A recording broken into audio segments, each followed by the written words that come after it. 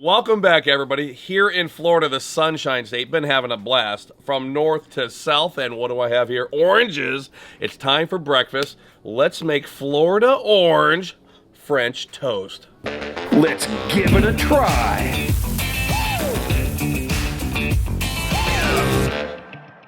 First thing we have to do is make our sauce. I just squeezed some Indian River oranges right here. Yeah, I really did You must that. be exhausted after all that orange squeezing. Yeah, it was a tough time. So over here to the saucepan, everybody. This will be a delicious sauce. You can do this on a range top combo. You could certainly, oh my. They filled it up really high. That's bloopers. How rude of them. So they filled it up really high. Let's go in there with the pour. There we go. So you could squeeze this yourself naturally, but I'm going to pour it in and do it the cheater's way. Got some, have some Florida oranges here, and we're gonna get the zest off of here, just to you know, add to that color profile, give it, I guess, a more, would you say a robust taste? I would say robust. More I don't know if I would be right though. A tangier flavor, I guess. So a little bit of orange, or a lot bit of orange zest in there. So we'll get some of that, like so. And then we want to thicken this up. We want to sweeten it up, so we can, of course, go with a little bit of powdered sugar in there, like so. And I'm going to kind of eyeball this, a little bit of powdered sugar. And then I know that when I tested this recipe out the other day, it didn't get thick enough with powdered sugar, so I also augmented that with a little bit of cornstarch. So cornstarch, powdered sugar, and we'll come back, we'll check this out, and we will... all right, you know what? I need a smaller spoon. That just isn't working here, so let's throw this over here and go with a smaller spoon. Back to my powdered sugar, and we'll start trying to get a simmer here. We'll see what happens. So now this is acting as our syrup, essentially, right? Yeah. So this will be a syrup at the end, you know, real pretty. If we were doing strawberry, I guess, you know, this would be a strawberry sauce. So we're diverting from the 100% Canadian maple syrup? We are diverting from it. You know, in the past, some people have known me as a connoisseur, maybe. Here I am adding a little more, by the way, to thicken this up. It's always easier to thicken this up at the beginning, otherwise you're going to end up with clumps if you do this at the end. So I'm going to, as we're kind of figuring out the consistency here, the ratio, I'm going to put it a little bit more before we get to the simmer. And yes, I do like maple syrup. Cut to the clip of me drinking the I'm already Canadian a step ahead of you, man. Syrup. Yeah, we're going to do that. Oh my god! Oh yeah, keep on going. Oh my... Todd, that's enough, dude. No, keep going. Oh my... Yes, I love maple syrup. Yeah. All right, let's come over here and we'll make the toast batter. We're gonna wait till that simmers, but simple stuff here. A little bit of that orange juice that I, of course, squeezed here, going into a flat container, easy to dip the French toast. Once again, I'm kind of eyeballing this, so going in with the orange juice and, of course, some cream. You can do milk, but if you happen to have heavy whipping cream, works really nice. And so a little bit of orange, a little bit of heavy whipping cream. We'll crack a few eggs in there. Rule of thumb for me, I like to go about 1 egg per thick slice of, where are we putting our eggshells here? I guess we're putting them right there. Or in the trash. Yeah. We could use the trash if we want. I don't know what that is. No. See, at my house, I always have a like a trash bin over here on the left, or I just like toss it and clean it up later. So there we go. So eggs in there, a little shell. You didn't see that, did you? No, I didn't see you take that out of there. Break that up. We can grab a whisk. And if you want to, this is where you could add cinnamon. Cinnamon's always a good idea. Now, I do happen to have, where'd my cinnamon spice go over there? I think it's over by the griddle. I do happen to have some of this on hand. My buddy gave this to me about a year or two ago, and it's perfect for doing, well, sweets. And it has sea salt, orange, cinnamon, and ginger. They call it Montana Mex Sweet Seasoning. Delicious. It's a product of Chef Eduardo Garcia up in Montana, and it smells, take a smell of that off camera. Off camera. Good. I'll have that. Okay, so just a pinch of this in there, or a couple pinches. There we go. So that's that cinnamon again. We're putting a little bit of ginger in ours as well, and we'll mix this up. Now, when I'm doing the batter for French toast, I just want it to be kind of, you know, I want to go like this and say, is that thick enough to adhere to bread? And I think we're there. What would you do? Anybody off camera? Would you add another egg to that, CJ? I would add another egg to that. Yeah, one more egg to thicken it up.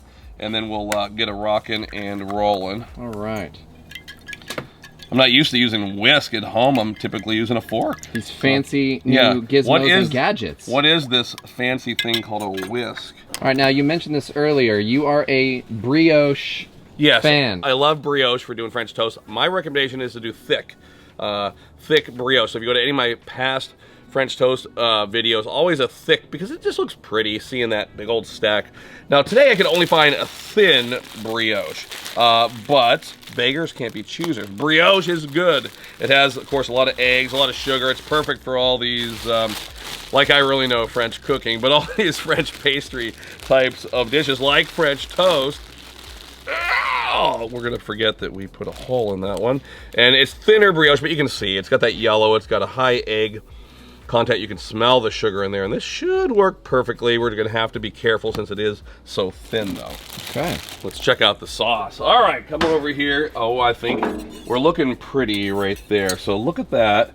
It's starting to thicken up. Yeah. Now I want to be really careful here. I'm going to go ahead and just turn this burner off altogether now. We still have a big old plate of steel. It's still going to conduct a ton of heat, but I want to be so careful. I don't want this sauce to burn. I'm just going to like set it aside for now. You know, if you had a side burner, maybe you put it on a burner that wasn't being used, but that looks perfect. I think it's time to make our French toast. I'm going to turn this burner off altogether, and we're on low and low. This gives me a lot of room to move around. I'll put my hand down there, kind of feel it, and see where we're at. Do we have a Toven zone? A Toven zone, yeah. Are we calling the Toven zone the hot zone or the cold zone? The hot zone. I feel like the hot zone is the yeah, Toven zone. so this is the Toven zone, and this is the more, you know, the no wake zone. We're in Florida. The no wake zone. That makes I know sense. all about the no wake zone.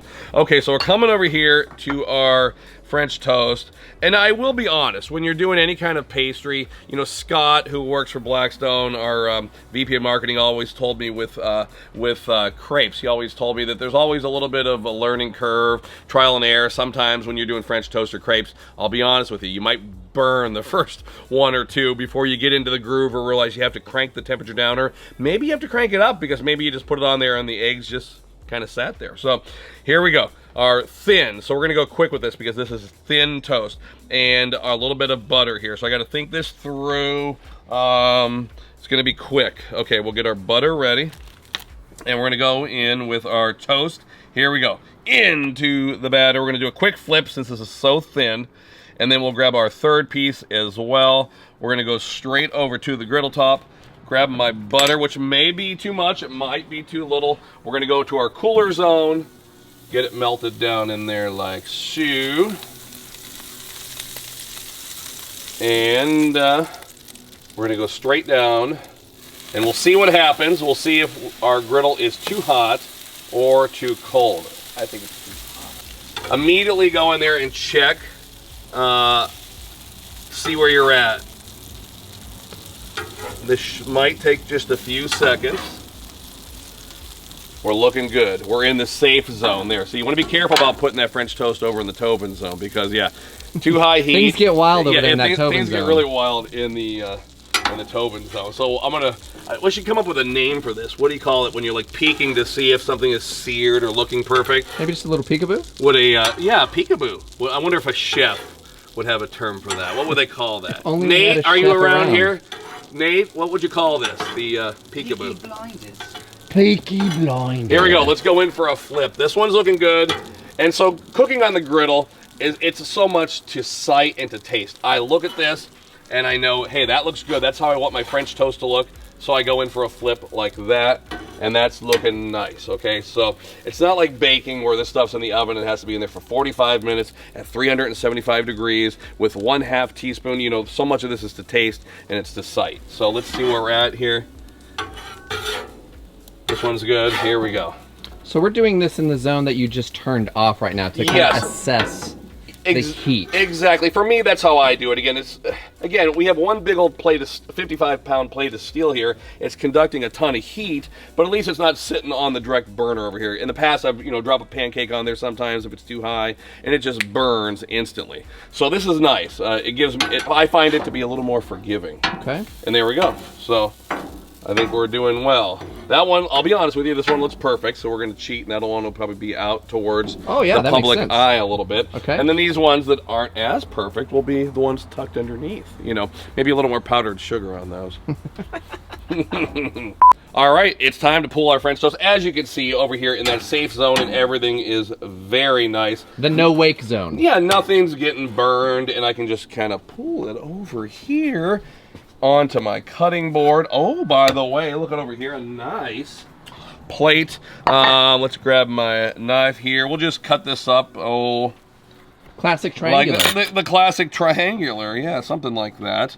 And put it over here. Let's find out which one. That one looks the prettiest, so we'll pick this. So I know these aren't as thick as we wanted, No. but I gotta tell you, Todd, those are looking quite beautiful. Thank you. What do you? No, thank you. Do you want to go 4 or do you want to go 5 since we keep it odd, or go 3? I would say add one more slice. Yeah, one more, and then we'll go with the odd, because everybody knows when you're plating up food odd, things always look best. I was unaware of that, actually. There we go. but Yeah, that you makes know, perfect somebody sense. told me that one time. Okay.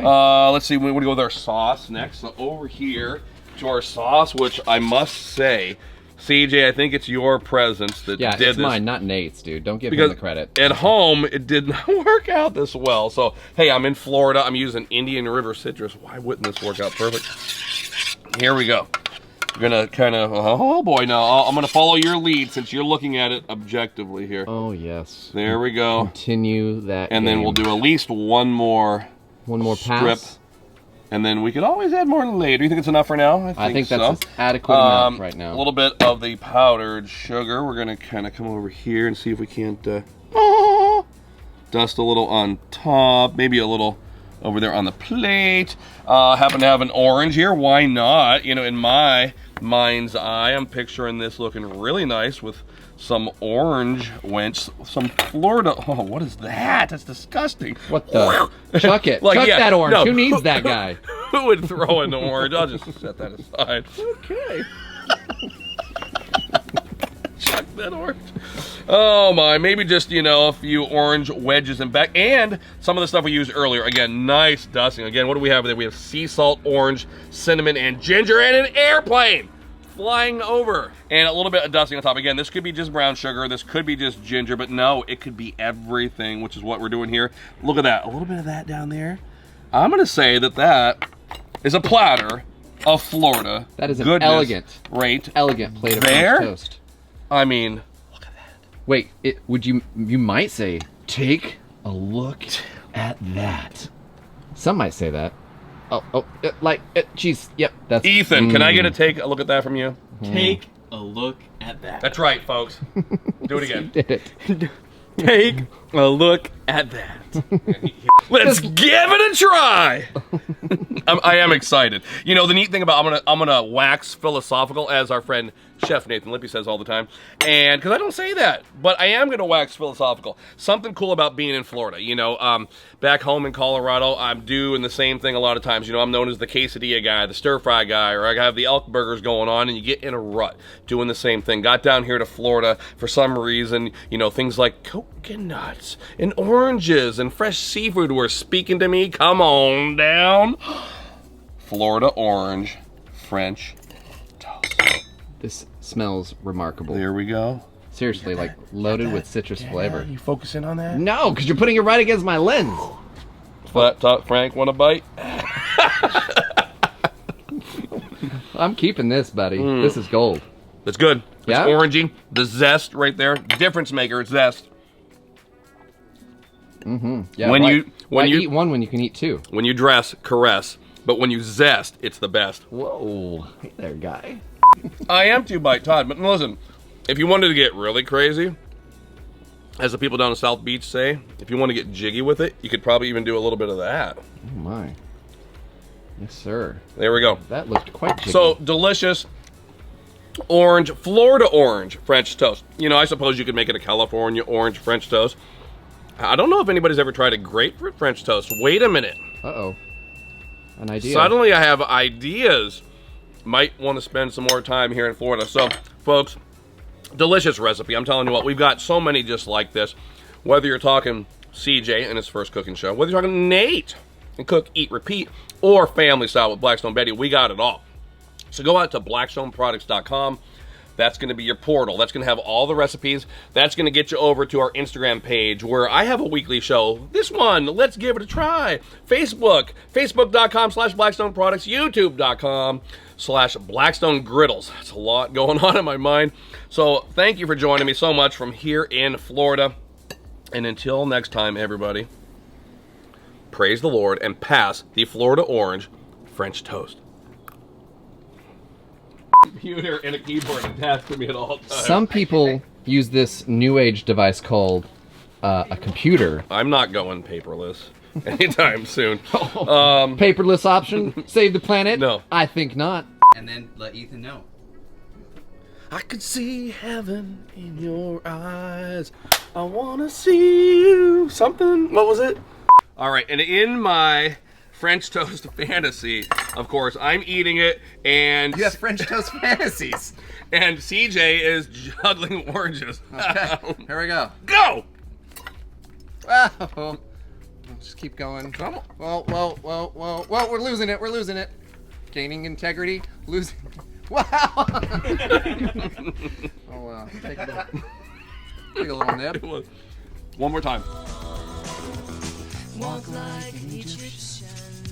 But